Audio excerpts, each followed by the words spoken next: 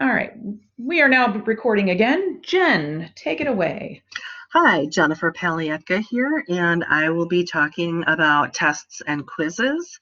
I will also talk a little bit about giving time exemptions for people with accommodations who need longer time on their tests. And I will also talk a little bit about converting tests from Word. And if we have any time at the end, I may talk a little bit about publisher tests. But I'm not especially, they're incredibly not the same. They're all different from each other, so it's hard to talk about them generally. Okay, I'm going to go ahead and share my screen with you. Yes.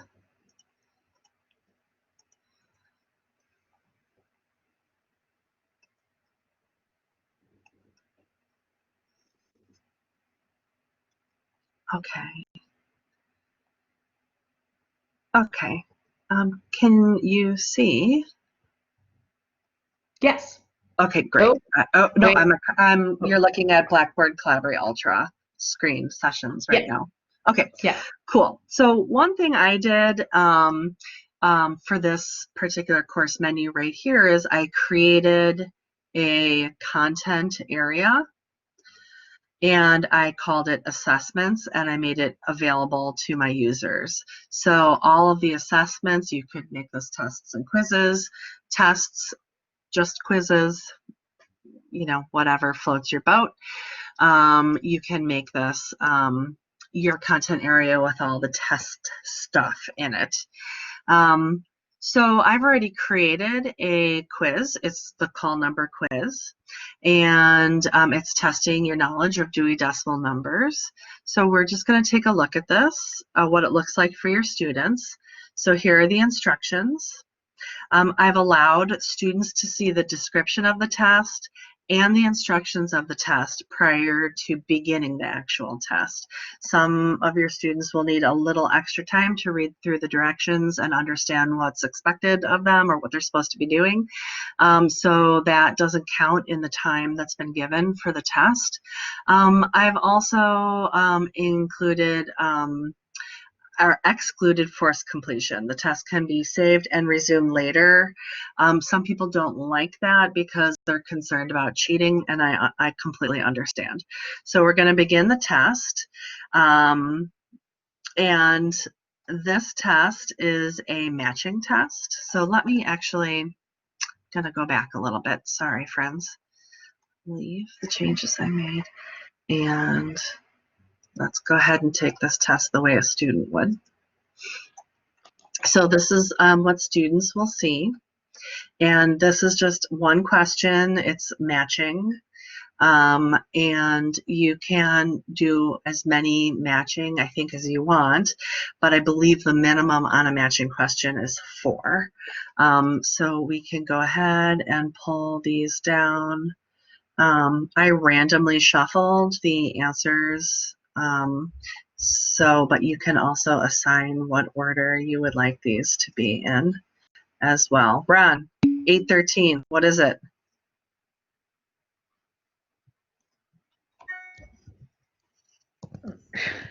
Fiction, United States fiction.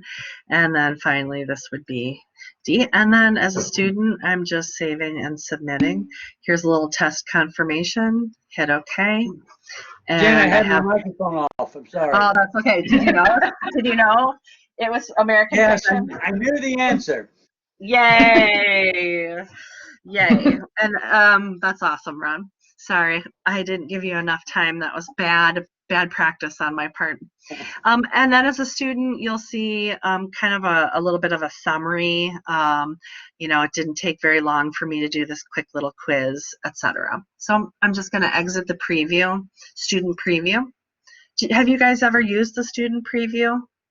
Did you know that that was there? Yes. Okay, great. Great. All right, I'm going to go back to my assessments. And let's say I want to start from scratch building a test. So I'm going to go over to assessments, and I'm going to hit test. Now, Blackboard does not distinguish with its terminology. It doesn't distinguish between quizzes and tests. In your minds, there might be very huge significant differences between a quiz and a test. Blackboard, it's like anything where you're asking stuff and points are given, that's a test.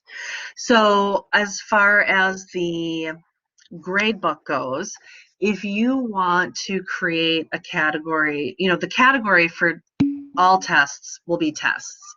If you want to create a category like Elaine just showed you and make that quizzes, and in your mind that's, something that's 20 points or less, or however you define a quiz, that's a definition almost that you have to assign or give meaning to within Blackboard. Does that make sense? So to create a new test, we're going to go into our whatever content area we have, and we're going to select tests. Now, a survey is also a type of assessment, and an assignment is also a type of assessment that's available here. We're sticking with tests. We're going to create a new test.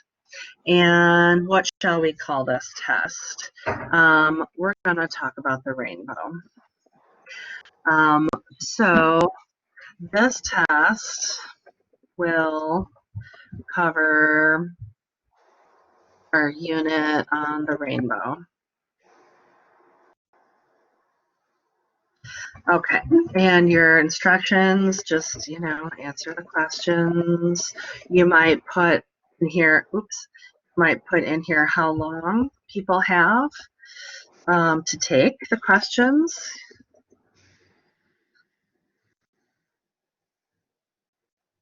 And a quiz for a whole hour on the rainbow. You ready? Wow. I'm not.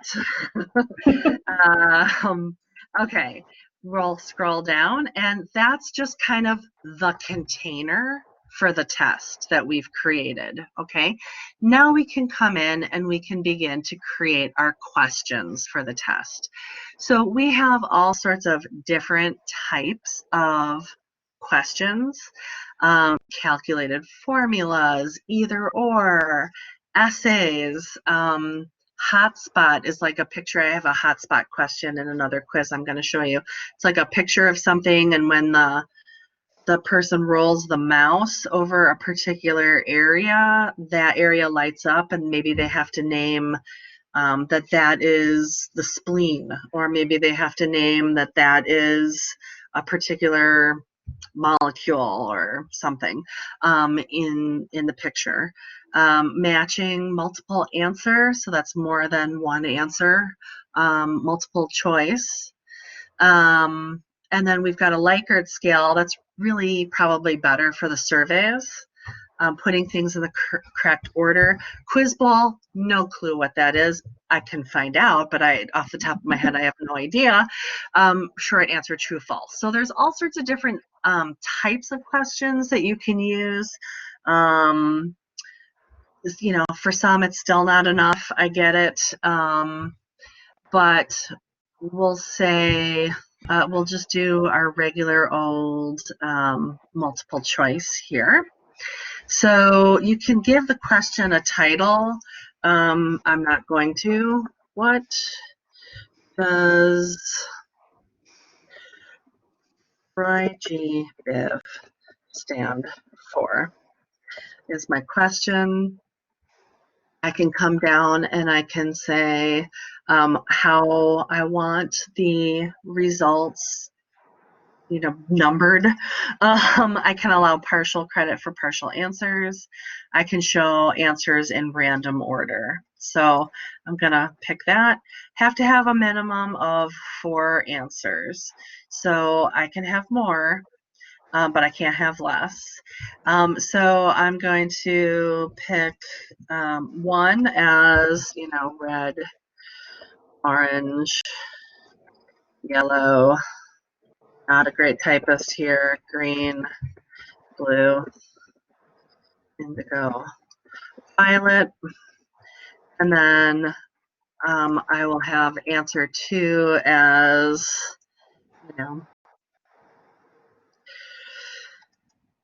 let's see, there's my mouse. Really obvious, very be great, oops, great, big, I, icky, V, right, this is wrong, very That's okay. yucky, yeah, very big, Vitamins. thank you. Thank you. And I'll not mark that as the correct answer and so forth. Now, I won't have 3 answers. I'm not going to waste your time making 4 answers, I mean. Feedback, great job. Incorrect feedback, go back and study. Like painful watching me type, I'm sorry. Study Unit 5. I can add categories here. So Ron, earlier in the chat, you were saying, you know, something about the quizzes and tests. I want to know about quizzes. So we would have to add tests here, or I suppose you could add your own quizzes, and that would be okay. Jen, that's actually just for the question. Oh, that's just for the question? Oh, my mistake. Yeah. Okay. Fine, we will skip that. Yeah, that makes sense because we're at a question level canvas right now. We're not at a test level canvas. Instructor notes, if you've got, oh, everybody got this question wrong, or in the future don't use this question, or, you know, something that you want to note just to yourself, you can do that. Then you can submit and create another question. So I'm going to show you a couple tests that I already created. So I already, like I showed you, the call number quiz, it's just matching. But if I come in, did you see that? Any quiz that you have, if you come in and you pull the chevron down next to the quiz, you can come in here and edit the test. You can edit the test options. That's how you give the test. Or make it available, make it unavailable, get rid of it, and so forth. Okay, now I have built a test that's in here. You'll see that when students click on the assessments, they're only seeing this call number quiz. But I know I've created 2 more tests, and I don't know where they are. Well, creating tests is really a multiple step process. 1 is creating the container that the test sits in. 2 is creating all of the questions in the test. And then the 3rd thing, and people often forget to do this, deploy the test where you want it, okay? So not everybody has a little section with assessments. Some people do it by weeks. Some people do it by topics. So I've already created a couple tests in here, and now I want to tell Blackboard where to put my tests. So I'm going to highlight the test or tests that I want to deploy and hit submit. And it's going to say, here's your test. And do you want to make it available now? I want to show them the description before they see it. I want to open the test in a new window. I want to now make the test available for students to see. An announcement should be sent out to let them know that this test is available. Any communication help I can get would be great. Do I want to allow multiple attempts or not? Something for you to think about. Some people will give kind of like a silly little quiz, 2-question quiz like I'm doing right now as the first test of the semester, and that is something that allows unlimited number of attempts until students get used to taking tests online, or the hang of taking tests online, especially if you teach first-year students. Most likely they're coming from Google Classroom. and have not seen Blackboard before. So you might want to give them a soft, fluffy, no points test just so they can practice.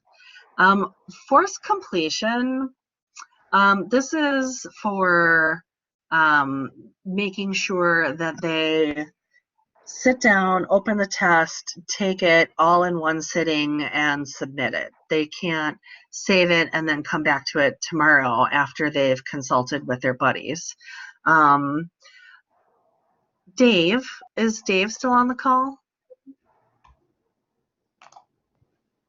I am, yes. Dave, if folks, and we're not really going to get into a huge Respondus conversation right now, but if folks are using Respondus, does forced completion matter? Yes, Respondus will pay attention to the settings of the test itself. There are certain things, and like you say, we don't want to get into Respondus right now. There are certain things you don't fool with, such as whether it opens in a new window. But yes, you can allow Respondus to allow a non-forced completion situation. Okay, thank you.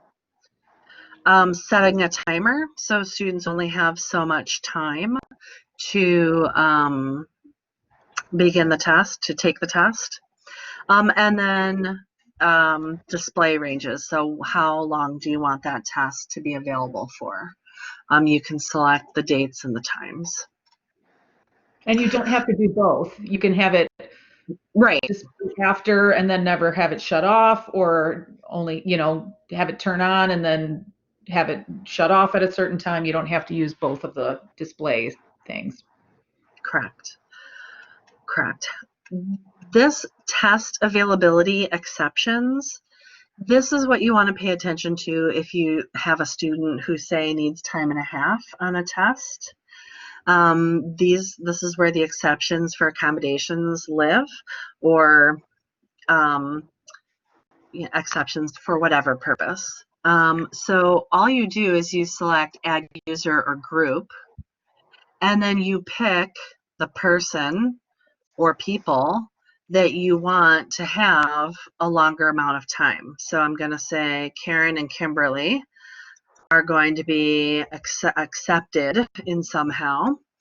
And then you can have some options on what kind of exceptions you're giving them. So maybe you want them to have multiple or unlimited attempts. Maybe you want them to have time and a half, so we'll give them 90 minutes. Maybe you want them to have the test available earlier or at a different time or on a different day as the rest of the class for whatever reason. This, I suppose, you could also do for people who have been out sick and need to take a test. I guess you could do it this way too. And then if you want to do the forced completion or not. So once you get their exceptions selected, then you can also give them the due date. So if they have a different due date than everybody else, what's the last day and time they can take this test. Finally, we have some self-assessment options and how to show feedback to students. So when do you want feedback shown if you're using feedback? And then how do you want the test to present? All at once, one question at a time? And if it is one question at a time, do you want to prevent backtracking on your test? And then this randomized question is kind of nice if you're concerned that there's something less than pure going on in your class. You can randomize your questions. Okay, I'm going to hit submit, and then I'm going to see that my Midwest State Capital test is now there. And I've heard the chat bing a couple times, so I'm going to pause for questions. Yeah, the couple people were just very happy to see the exceptions, so thank you for showing that. You're welcome. And then Great. could you also go to one of these tests and edit the test for a second? Yeah, sure. You'll see, does this test have, yes, this test has more than one question. Yeah. So you can actually change the points. Like if you didn't notice that the default points was worth 10 and you wanted to change that to something else. So right next to the delete box, Jen, if you wanted to change all of them, you could select each question or select all. Actually, would you select all first? Mm-hmm. So put a check mark next to all of them and then change the points and then hit update. So now I've made each question worth 20. I can do obviously the other way too. If I wanted each one to be only worth 1, then I would just select all, change that to 1 and hit update again. And so then, and you don't have to do it all, but you can do, any number of the questions if some of them you decided need to be worth different points. So I've done a couple multiple choice questions. I did one of these hotspots. So I tried to highlight the state of Missouri here. It's a square or a rectangle, so it's not, 100% forgiving. And then I also showed you what a fill in the blank type of question looks like. So okay, Jen, we have a question. Are tests automatically graded and posted to Grade Center? it depends on what kind of test questions you're giving. So for the most part, no. The answer is no. Like especially any essays. But or fill, short answers, obviously not so much. Elaine, I'm sorry, I'm struggling. Like the multiple choices that will grade, but I don't think it enters it into the grade book, does it?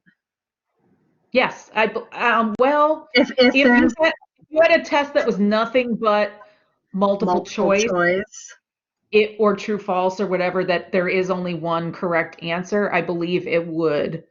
But as soon as you throw in even one essay question or short answer question, it just won't do it.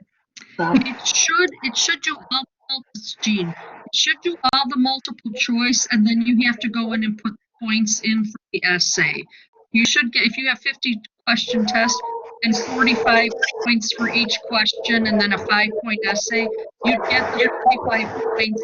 Then you have to go in and read the individual essay, and then you would get put your 5 points, 4 points, whatever you're allotting them for their essay, and then it will add that in. Okay. Thank you, Jeannie. I don't, or do you go by Jean or Jeannie? My sister's name is spelled the same as yours, and it's Jean. Jean. I go by Jean. Jean, okay. Thank you, Jean. I don't really test online so much, so I can never remember what exactly it's doing. Were there, Jean, I'm gonna ask you to mute yourself. Let me mute everybody. Jean, can you mute yourself? I've got a lot of feedback from you. No. Thank you. It was Ron. Okay. Oh, sorry. Oh, sorry, Jean. I didn't mean to blame you for Ron's noise. Sorry. Jeez, the librarians blaming the wrong kids for being loud in the library. Ron did have one last question if we could fit it in. Go ahead, Ron.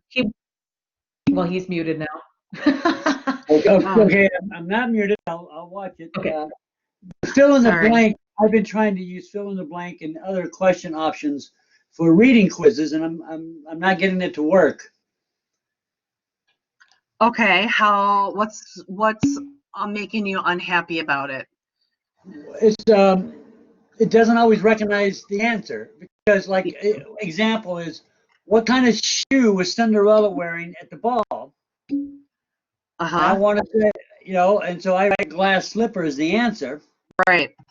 And then the student writes a glass shoe, and Blackboard says that's wrong. Yeah. Okay. How do I fix that? Because Blackboard doesn't know the difference between shoe and slipper. Doesn't know that that's the same thing. Okay, what kind of shoe was it wearing? Right. Okay. So we'll come down here and we'll say contains. Okay. Glass. We'll say shoe. We'll say slipper. So can contain any of these things. What else might people say? Right. They might use definitive articles like a or the. Okay. Do I have to have those in there too? I think so. Yeah. Kind of a pain in the neck. Is there? Let me. Is there an easier way to do reading quizzes? Simple questions like that. I play around with multiple choice, and that's tricky. True, false. I want them to fill in the blank.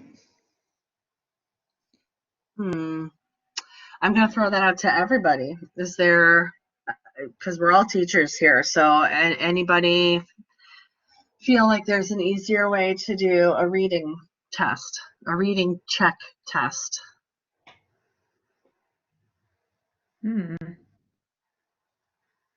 Okay. Well, I don't have an answer I don't have an answer to that directly, but Jen, about adding a and an and things like that, I don't think I would, because the way that's worded, you're saying if the answer contains this, slipper, shoe, whatever, then it's okay.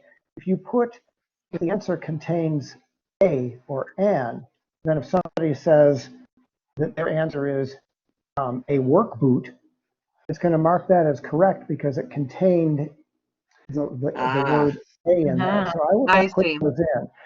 It's just looking for those options as being part of the answer, not the entire answer. Yeah, the example from the Blackboard help says you would put in, the example they gave is their answer is Franklin. So that Benjamin Franklin, B Franklin, B with a period Franklin, Ben Franklin would all count. But it doesn't contain Ben or Benjamin. It just contained Franklin. So Ron, probably the only thing you'd be able to do is put the word glass in there if that's the important part of your answer. Right.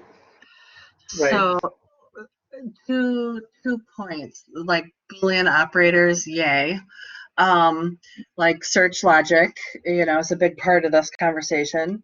2, could you word your question that says fill in the blank and eliminate articles, eliminate a, an, or the, as that's part of your question? Or if you're looking for a last name, could you put as part of your question, provide last name only? That may help a little bit guide the format of the answer. And then I guess point 3, which I only had 2 when I started, but now I've got 3. Yay, humans. We will not be replaced by machines. Right? I appreciate that. And I was thinking that my question should be a lot more specific than what I've been asking and directorial to get them to the right answer. I just like I teach a literature class, and I have students reading stories every day. And I'd like to be able to keep track if they're reading them. And I'm looking to see what the easiest way is possible and have Grade Center grade it for me. Yeah, well, multiple choice maybe would be, be more work on the front end to write up multiple choice questions, but then less work on the back end as far as, the grading goes. Right. That's another question. Do I have another question? There were a couple triggering, what triggers grading? Like if auto grading is possible, it just Dave answered it, but isn't it like completion of the test triggers grading? Yeah. Okay. But then you choose what the students see and when, based on Correct. what you set for the test options. Correct. Okay, I do have one more thing that I wouldn't mind showing you if if all the questions have been answered. We're caught up, I think, so. Okay, so I'm actually going to get out of Blackboard, and I'm going to go to the library homepage for a minute. And right here under Help and Resources, we have Blackboard Help pages, and there's a ton of stuff here. So under Additional Resources, these videos, it's the YouTube playlist, it's Blackboard's channel on YouTube. So it's little 3-4 minute videos on how to do all sorts of stuff. And yes, I look at these sometimes to help answer questions that you guys have. So they're very handy. Oh shoot, sorry. So there's a ton, if you hold your mouse over the tabs, there's a ton of stuff within each of these sections. Elaine and I have been using grading and then tests, pools, and surveys to some extent, not to the full extent. But if you need step-by-step instructions on how to do an exemption, it's here. Some options for getting a test into Blackboard, a little bit of information about using question banks from your textbook provider. And then I don't want to short shrift Dave because there's also this Respondus help tab that's lovely, and it has all sorts of videos, it has all sorts of information about Respondus, how to use it, training opportunities for Respondus, all this good stuff. So please utilize that. Most of us have tests in a Word document, and there is a way to convert your test from a Word document to Blackboard instead of having to sit there and have to type everything into Blackboard yourself. And then there's a lovely video that walks you through the steps. You have to be very precise with this because essentially you're doing some very simplified coding in a way. You're telling your you're adding a little bit of coding into your file to tell Blackboard what to do with your questions. These are the type of questions that can be converted from Word into Blackboard. And you can see that there's quite a bit of instructions here to follow. And I'm not going to go through it right now, but it's here if you want to utilize it. I know Elaine and I both have suggested it to folks who have had great success with using the test converter for Blackboard. So something that is there. Little information again on adding those weighted columns that Elaine showed you earlier, and a little bit of information on the different ways of doing extra credit. Okay, so there's help here if we're not immediately available to answer your question, but of course you can always be in touch with your library liaison.